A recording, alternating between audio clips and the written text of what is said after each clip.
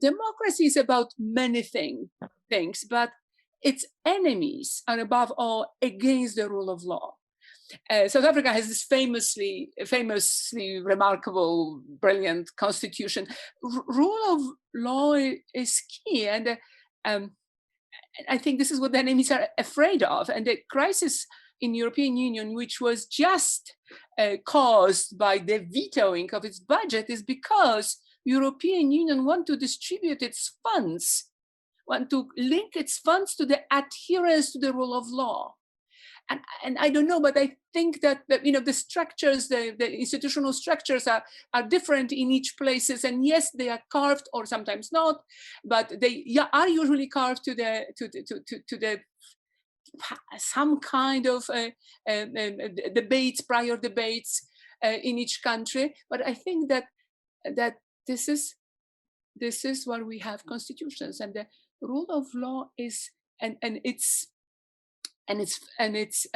falling apart, and it's an attack against it. If we won't notice that, I think we are lost in discussing a minor difference or differences which are important, but could not focus or are not focusing on the center of the issue. Okay, Maria, please. So I want to just re-emphasize what Elzbieta was talking about in relation to the post-communist countries in Eastern Europe.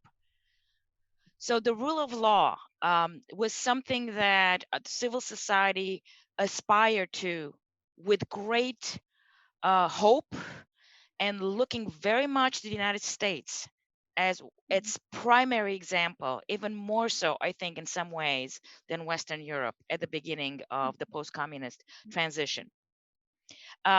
There's been a lot of struggle in terms of how institutions can become, truly embodied by the spirit of respect for the rule of law and for individual rights, and are not corrupt. And what has happened the last 4 years is a kind of permission given to some people who are engaging in corrupt behavior to do so because they're looking towards the United States, and despair on the part of those who truly want to get rid of the corruption and instill respect for the rule of law.